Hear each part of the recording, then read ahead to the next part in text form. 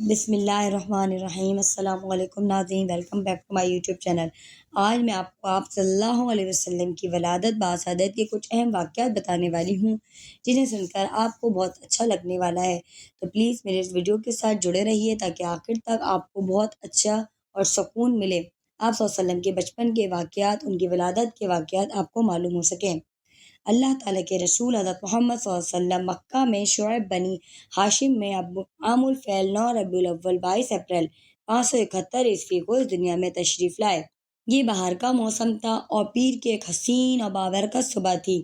یہ وہی سال تھا جس میں ابرہہ نے مکہ مکرمہ پر حملہ کیا۔ عام الفیل اس لیے کہا جاتا ہے کیونکہ یہ ابرہہ نے ہاتھیوں کے ساتھ اس سال میں حملہ کیا تھا، اس لیے اس سال کا نام یعنی لشکر والا سال عام الفیل پڑ گیا۔ بعض لوگوں میں حضور اکرم صلی اللہ علیہ وسلم کی پیدائش کے حوالے سے کچھ اختلافات ہیں۔ کچھ لوگ کہتے ہیں کہ 9 ربیع الاول اور کچھ کہتے ہیں 12 ربیع الاول، لیکن اگر ہم حضور اکرم صلی اللہ علیہ وسلم کی زبان سے اس کا تذکرہ سنیں تو انہوں نے فرمایا میری پیدائش پیر کے روز ہوئی، اور محققین کے مطابق 12 ربیع الاول کو پیر کا دن نہیں بنتا، تو اس حساب سے حضور اکرم صلی اللہ علیہ وسلم کی ولادت 9 ربیع الاول کو بنتی ہے۔ اللہ تعالیٰ کے رسول صلی اللہ علیہ وسلم کی ولادت کائنات پر اللہ تعالیٰ کا ایک عظیم احسان ہے۔ اللہ رب العزت نے آپ صلی اللہ علیہ وسلم کو رحمت للعالمین بنا کر بھیجا۔ آپ صلی اللہ علیہ وسلم کائنات کی سب سے اعلیٰ اور افضل ہستی ہیں۔ آپ صلی اللہ علیہ وسلم سے محبت ہمارے دین و ایمان کی بنیاد ہے۔ آپ صلی اللہ علیہ وسلم کی والدہ جب سردار عبدالمطلب کو پیدائش کی خبر بھجواتی ہیں تو وہ بڑے خوش ہوتے ہیں، کیونکہ ان کے والد حضرت عبداللہ کا انتقال ہو چکا ہوتا ہے، تو عبدالمطلب ہی ان کی کفالت کرتے ہیں۔ آپ صلی اللہ علیہ وسلم کو وہ گود میں اٹھا کر بیت اللہ شریف میں لے جاتے ہیں۔ سردار عبدالمطلب نے اس خوشی کے موقع پر اللہ تعالیٰ سے بہت سی دعائیں کی، اس کا شکر ادا کیا، اور پھر آپ صلی اللہ علیہ وسلم کا نام محمد رکھا گیا۔ عرب دنیا میں یہ نام بڑا نرالا اور انوکھا تھا۔ عربوں میں حرب اور سخر جیسے نام رکھے جاتے تھے۔ آپ صلی اللہ علیہ وسلم کے دادا جان سے جب پوچھا گیا کہ آپ نے اس بچے کا نام محمد کیوں رکھا ہے تو جواب دیا انہوں نے، میری خواہش اور تمنا ہے کہ اس بچے کی خوب تعریف کی جائے۔ محمد کے معنی یہی ہیں کہ جس کی تعریف پوری دنیا میں سب سے بڑھ کر کی جائے۔ آپ صلی اللہ علیہ وسلم کا ایک نام اور بھی ہے، اس کا مطلب ہے احمد، جس کا مطلب ہے ایسی شخصیت جو اپنے رب کی تعریف سب سے بڑھ کر کرے۔ اور اس کے علاوہ آپ صلی اللہ علیہ وسلم کے اور بھی بہت سے نام ہیں، لیکن احمد کا خاص مطلب یہ ہے کہ پیارے نبی صلی اللہ علیہ وسلم پوری دنیا میں، پوری کائنات میں اللہ تعالیٰ کی تعریف سب سے بڑھ کر کرتے ہیں، اس لیے ان کی پرانی کتابوں میں ان کا نام احمد بھی ہے۔ اب جب دودھ پلانے کا مرحلہ آیا تو سب سے پہلے آپ صلی اللہ علیہ وسلم کی والدہ محترمہ نے آپ صلی اللہ علیہ وسلم کو دودھ پلایا۔ بعد میں ابو لہب کی لونڈی صوبیہ کو بھی یہ اعزاز ملتا ہے کہ وہ اللہ کے حکم سے رسول صلی اللہ علیہ وسلم کو دودھ پلاتی ہے۔ صوبیہ نے آپ کے چچا سردار حمزہ عبدالمطلب کو بھی دودھ پلایا۔ بعد میں اس نے بنو مخزوم کے ابو سلمہ بن عبد الاسد کو بھی دودھ پلایا۔ اس کا اپنا بیٹا مسروق بھی تھا۔ اس طرح یہ سب عظیم شخصیات آپس میں دودھ شریک بھائی بن جاتے ہیں۔ عرب کا ایک دستور تھا کہ نومولود کا 7ویں دن عقیقہ کیا جاتا تھا۔ اس موقع پر دعوت بھی ہوتی تھی، چنانچہ دستور کے مطابق آپ صلی اللہ علیہ وسلم کا 7ویں دن عقیقہ کیا گیا اور دعوت بھی کی گئی، اور بہت سارے لوگوں نے اس میں شرکت کی۔ آپ صلی اللہ علیہ وسلم حلیمہ سعدیہ کے دیس میں کیسے پہنچے؟ سعدیہ جو حلیمہ تھیں کہ جب عرب میں یہ دستور تھا کہ جب بچے پیدا ہوتے تھے اس زمانے میں شرفا اور اعلیٰ گھرانوں کے، تو یہ لوگ جو ہے بدوی عورتوں کے سپرد کر دیتے تھے بچوں کو۔ یہ عورتوں ان کو اپنے ساتھ لے جاتی تھیں۔ بچے وہاں خالص عربی زبان سیکھتے تھے۔ ان کے پٹھے اور جسم دیہاتی آب و ہوا میں خوب مضبوط ہو جاتے تھے۔ جب وہ کچھ عرصہ دودھ پلا کر بچوں کو واپس کرتی تو ان کے حسب توفیق انعامات دیے جاتے۔ ان دودھ پلانے والی عورتوں کی پوری زندگی عزت اور تکریم کی جاتی تھی، کیونکہ وہ ان بچوں کی رضائیں مائیں ہو جاتی تھیں۔ آپ صلی اللہ علیہ وسلم کے دادا کو بھی ایک ایسی دایا کی تلاش تھی۔ طائف سے جنوب کی طرف کوئی 60-70 کلومیٹر کے فاصلے پر بنو سعد بن بکر کا قبیلہ آباد تھا۔ یہ بنو حوازن کی ایک شاخ ہے۔ سیدہ حلیمہ کے گاؤں کا نام شحطہ تھا۔ یہ سڑک کے راستے مکہ سے 160 کلومیٹر کے فاصلے پر موجود ہے۔ جب اللہ کے رسول صلی اللہ علیہ وسلم کی ولادت باسعادت ہوئی تو انہی دنوں سے اس علاقے سے تعلق رکھنے والی کچھ عورتیں مکہ آئیں۔ انہیں شیرخوار بچوں کی تلاش تھی۔ ان کا رخ امیر گھرانوں کی طرف تھا تاکہ ان کو دودھ پلانے کے عوض بھاری معاوضہ مل سکے۔ قافلے کی تمام عورتوں کو کوئی نہ کوئی بچہ مل گیا، مگر سیدہ حلیمہ سعدیہ کو کوئی بچہ نہ مل سکا۔ انہیں یتیم مکہ سید ولد آدم محمد صلی اللہ علیہ وسلم کے بارے میں بتایا گیا کہ سردار عبداللہ کے گھر میں ایک یتیم بچہ ہے۔ ان سے پہلے قافلے کی عورتیں محض اس وجہ سے محمد صلی اللہ علیہ وسلم کو اپنی گود میں لینے کے لیے تیار نہ ہوئیں کہ یہ ایک یتیم بچے کے گھر سے کیا معاوضہ ملے گا، مگر یہ اپنے اپنے نصیب کی بات ہے۔ ناظرین کرام، سیدہ حلیمہ بنت ابو ذؤیب نے اپنے خاوند کے مشورے سے محمد صلی اللہ علیہ وسلم کو اپنی گود میں لے لیا اور بہت سارا پیار کیا۔ سیدہ حلیمہ رضی اللہ تعالیٰ عنہ فرماتی ہیں، جب ہم مکہ آئے تو اس زمانے میں قحط سالی تھی، بارشیں نہ ہونے کی وجہ سے اناج پیدا نہیں ہو رہا تھا۔ میرے پاس ایک گدھی تھی جو چارہ بھی نہ دیتی تھی اور جو چارہ نہیں کھاتی تھی اور بلکہ بالکل مریل سی تھی، قافلے میں سب سے پیچھے رہتی تھی۔ ہمارے پاس ایک اونٹنی بھی تھی جو ایک قطرہ دودھ نہ دیتی تھی۔ میرا اپنا بیٹا عبداللہ پوری رات بھوک کی وجہ سے روتا رہتا، وہ نہ خود سوتا اور نہ ہمیں سونے دیتا۔ جب میں ننھے سے محمد صلی اللہ علیہ وسلم کو اپنے قیام گاہ پہ لے آئی، انہیں اپنی گود میں رکھا تو میرا سینہ دودھ سے بھر گیا، حتیٰ کہ آپ صلی اللہ علیہ وسلم نے خوب جی بھر کر دودھ پیا۔ پھر میرے بیٹے نے خوب دل بھر کے دودھ پیا اور دونوں آرام سے سکون سے سو گئے۔ میرا خاوند حارث بن عبدالعزیز اونٹنی کے پاس گیا تو کیا دیکھتا ہے کہ اس کے تھن دودھ سے بھرے ہوئے ہیں۔ میرے خاوند نے خوب دودھ دوہا، ہم دونوں نے جی بھر کے دودھ پیا اور ہمارے بچوں نے بھی، اور بڑے مزے کی نیند سوئے۔ میرا خاوند کہنے لگا، حلیمہ یہ بچہ تو بڑی برکتوں والا ہے۔ ان عورتوں کا قافلہ جب مکہ سے بنو سعد کی طرف روانہ ہوا تو سیدہ حلیمہ کی جو گدھی تھی بڑی تیز چل رہی تھی۔ کہاں وہ سواری جو سب سے پیچھے رہتی تھی، قافلے والوں کو رک رک کر اس کا انتظار کرنا پڑتا تھا، اور اب اس کی شان یہ تھی کہ قافلے کو پیچھے چھوڑ کر آگے نکل جاتی، کوئی بھی سواری اسے پکڑ نہ سکی۔ سیدہ حلیمہ کے دیس میں اللہ کے رسول صلی اللہ علیہ وسلم نے کم و بیش 4 سال گزارے۔ سیدہ حلیمہ رضی اللہ تعالیٰ عنہ ہر چند ماہ بعد آپ صلی اللہ علیہ وسلم کو والدہ محترمہ سے ملانے کے لیے مکہ لے آتی تھیں۔ یہ بات سمجھی جا سکتی ہے کہ سیدہ حلیمہ جب بھی مکہ آتی تو انہیں بہت سارے تحائف اور معاوضہ دے کر رخصت کیا جاتا تھا، اور بڑی عزت و احترام کے ساتھ۔ جب رضاعت کو 2 سال ہو گئے تو سیدہ حلیمہ نے دودھ چھڑوا دیا۔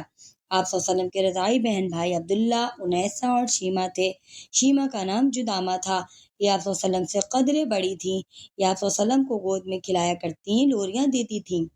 جب آپ صلی اللہ علیہ وسلم کی عمر 2 سال کی ہوئی تو سیدہ حلیمہ رضی اللہ تعالیٰ عنہ آپ صلی اللہ علیہ وسلم کو لے کر مکہ آتی ہیں، والدہ سے ملواتی ہیں۔ اس وقت آپ صلی اللہ علیہ وسلم دوسرے بچوں کے مقابلے میں نہایت خوبصورت اور تندرست ہوتے ہیں۔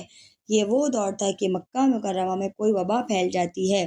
ادھر سیدہ حلیمہ آپ صلی اللہ علیہ وسلم کی جو برکات دیکھ چکی تھیں، ان کی وجہ سے وہ چاہتی تھیں کہ آپ صلی اللہ علیہ وسلم کچھ عرصہ مزید ان کے پاس بنو سعد میں گزاریں۔ اس لیے وہ سیدہ آمنہ سے کہنے لگی، اگر آپ مناسب سمجھیں تو میں بچے کو کچھ عرصے کے لیے دوبارہ بنو سعد لے جانا چاہتی ہوں، اور ویسے بھی مکہ میں وبا پھیلی ہوئی ہے تو کہیں یہ بچہ بیمار نہ ہو جائے۔ سیدہ حلیمہ کے بہت اصرار پر سیدہ آمنہ اجازت دے دیتی ہیں، اور اس طرح آپ صلی اللہ علیہ وسلم مزید 2 سال بنو سعد میں گزارتے ہیں۔ یہ وہ دور تھا جب آپ صلی اللہ علیہ وسلم اپنی رضاعی بہن بھائیوں کے ساتھ بکریاں بھی چراتے تھے۔ تقریباً 4 سال کی عمر تھی۔ اسی دوران میں شق صدر کا واقعہ پیش آتا ہے، جس کے بعد سیدہ حلیمہ نے آپ صلی اللہ علیہ وسلم کو مکہ پہنچانے کا فیصلہ کیا۔ واقعہ اس طرح ہوا کہ آپ سیدہ حلیمہ کے گھر سے ذرا دور بچوں کے ساتھ کھیل رہے تھے کہ اچانک اللہ کے مقرب فرشتے جبرائیل علیہ السلام آسمان سے نازل ہوئے اور انہوں نے آپ صلی اللہ علیہ وسلم کو زمین پر لٹا دیا۔ جبرائیل علیہ السلام نے آپ کا سینہ کھول کر اس میں سے دل نکالا اور اسے زمزم کے پانی سے دھو کر صاف کیا۔ وہ سونے کی ایک تھال میں زمزم کا پانی اپنے ساتھ لائے تھے۔ انہوں نے آپ صلی اللہ علیہ وسلم کے دل کو دوبارہ سینے میں ڈال کر اسے پہلے کی طرح درست کر دیا۔ بچے بھاگتے ہوئے اپنے گھر آئے اور سیدہ حلیمہ کو سارا واقعہ سنایا۔ تھوڑی دیر بعد آپ صلی اللہ علیہ وسلم بھی گھر آ پہنچے اور آپ کے چہرے پر خوف کے آثار نمایاں تھے۔ یہاں اس بات کی ہمیں وضاحت کر دینی چاہیے کہ یہ سب واقعہ غیبی امور ہیں، ہمیں ان پر یقین اور ایمان لانا چاہیے، کیونکہ جب ہم نے اللہ تعالیٰ اس کے رسول صلی اللہ علیہ وسلم پر بن دیکھے ایمان لائے ہیں تو ان واقعات پہ بھی ہمیں ایمان رکھنا چاہیے۔ کیونکہ بحث کا کوئی فائدہ نہیں ہے۔ سیدہ حلیمہ اب یہی سمجھتی تھیں کہ بچے کو اس کی والدہ کے حوالے کر دیا جائے، چنانچہ وہ انہیں لے کر مکہ آ جاتی ہیں اور آپ کی والدہ کے سپرد کر دیتی ہیں۔ اللہ کے رسول صلی اللہ علیہ وسلم نے بنو سعد سے واپسی پر 2 سال اپنی والدہ کے ساتھ نہایت ہی عمدہ گزارے۔ سیدہ آمنہ نے آپ صلی اللہ علیہ وسلم کی پرورش بہت محبت اور پیار سے کی۔ سیدہ آمنہ کی کل کائنات تو آپ صلی اللہ علیہ وسلم ہی تھے، اس لیے یہ بات سمجھی جا سکتی ہے کہ والدہ آپ صلی اللہ علیہ وسلم سے کتنی محبت اور کس قدر پیار کرتی ہوں گی، اور آپ صلی اللہ علیہ وسلم خود بھی اپنی والدہ ماجدہ سے کتنی محبت کرتے ہوں گے۔ آپ صلی اللہ علیہ وسلم کے دادا سردار عبدالمطلب تو آپ صلی اللہ علیہ وسلم سے بے پناہ محبت کرتے تھے۔ وہ آپ صلی اللہ علیہ وسلم سے خوب لاڈ پیار کرتے اور انہیں ہر وقت اپنے ساتھ رکھتے تھے۔ جب آپ صلی اللہ علیہ وسلم کی عمر 6 برس کے قریب ہوئی تو آپ صلی اللہ علیہ وسلم کی والدہ مدینہ کا سفر کرتی ہیں۔ اس سفر میں آپ کے دادا سردار عبدالمطلب اور ایمن بھی شامل تھیں۔ یہ چاروں کچھ عرصے تک مدینہ میں رہے۔ وہاں اللہ کے رسول صلی اللہ علیہ وسلم کے والد سردار عبداللہ کی قبر اور آپ کے دادا سردار عبدالمطلب کا ننیال تھا۔ ناظرین کرام، اس بات کا اندازہ کیا جا سکتا ہے کہ سردار عبدالمطلب کی وہاں کتنی عزت اور تکریم اور مہمان نوازی کی گئی ہوگی۔ ابواہ کا مقام مدینہ منورہ سے کوئی 280 کلومیٹر اور جدہ سے 215 کلومیٹر کے فاصلے پر ہے۔ سیدہ آمنہ واپسی پر جب مکہ مکرمہ آتے ہوئے راستے میں بیمار ہو جاتی ہیں۔ اس زمانے میں مکہ مکرمہ سے مدینہ منورہ تک کا سفر 8 دن کا تھا۔ ابواہ کے مقام پر جب یہ قافلہ پہنچتا ہے تو آپ کی والدہ محترمہ وفات پا جاتی ہیں۔ انہیں نہایت احترام کے ساتھ اب وہیں میں دفن کر دیا جاتا ہے۔ اللہ کے رسول صلی اللہ علیہ وسلم کے ماں باپ دونوں اپنے رب کے پاس چلے گئے ہیں۔ آپ صلی اللہ علیہ وسلم یتیم ہو گئے ہیں اب۔ اس موقع پر ایمن اور آپ صلی اللہ علیہ وسلم کے دادا نے آپ سے خوب پیار کیا، دلاسا دیا اور بڑی محبت سے مکہ لائے۔ آپ سیدہ ایمن رضی اللہ تعالیٰ عنہ آپ صلی اللہ علیہ وسلم کی دیکھ بھال کرتی تھیں۔ ان کو اللہ کے رسول صلی اللہ علیہ وسلم نے یہ اعزاز بخشا تھا کہ آپ صلی اللہ علیہ وسلم نے فرمایا، میری حقیقی والدہ کے بعد اب یہی میری والدہ ہیں۔ نبی کریم صلی اللہ علیہ وسلم نے ہجرت کے بعد ایک مرتبہ اپنے ایک سفر کے دوران میں اپنی والدہ کی قبر کی زیارت فرمائی۔ آپ کے ہمراہ صحابہ کرام بھی تھے۔ آپ صلی اللہ علیہ وسلم خود بھی روئے اور ساتھیوں پر بھی رقت طاری ہو گئی اور وہ بھی روتے رہے۔ صحیح مسلم کی ایک حدیث سے ثابت ہوتا ہے یہ بات۔ اس سے یہ بھی اندازہ ہوتا ہے کہ اللہ کے رسول صلی اللہ علیہ وسلم کو اپنی والدہ کے ساتھ کتنی زیادہ محبت اور لگاؤ تھا۔ سردار عبدالمطلب بھی اپنے پوتے سے بے حد محبت کرتے تھے۔ آپ کی ایک ایک ادا پر فدا ہوتے۔ آپ صلی اللہ علیہ وسلم دیگر بچوں کے مقابلے میں نہایت صاف ستھرے رہتے تھے۔ زیادہ وقت دادا جان کے ساتھ گزارتے تھے۔ وہ ان کو اپنے ساتھ بٹھاتے، کھانا کھلاتے اور آپ صلی اللہ علیہ وسلم کی ضرورتوں کا خیال رکھتے اور ان کو دنیا کی اونچ نیچ سمجھاتے رہتے تھے۔ سیرت ابن ہشام کے مطابق بیت اللہ شریف کے سائے میں سردار عبدالمطلب کے لیے ایک قالین بچھایا جاتا تھا جس پر سردار عبدالمطلب کے علاوہ کوئی نہیں بیٹھتا تھا۔ مگر اللہ کے رسول صلی اللہ علیہ وسلم کی شان نرالی تھی۔ آپ ان کی مسند پر بیٹھ جایا کرتے تھے۔ آپ کے دادا جان آپ کی نقل و حرکت دیکھ کر بہت خوش ہوتے تھے۔ پوتے کی پیٹھ پر ہاتھ پھیرتے، پیار کرتے اور آپ سے بہت سی باتیں کر کے خوش ہوتے۔ آپ صلی اللہ علیہ وسلم کے چچاؤں نے آپ کو قالین پر جب بیٹھے دیکھا تو آپ نے والد کی عزت کے پیش نظر محمد صلی اللہ علیہ وسلم کو منع کیا اور کہا، یہ قالین صرف تمہارے دادا جان کے لیے خاص ہے۔ سردار عبدالمطلب کو معلوم ہوا تو اپنے بیٹوں سے کہا، اس کو چھوڑ دو، یہ عام بچوں جیسا نہیں، اس کی شان بہت نرالی اور دوسروں سے مختلف ہے۔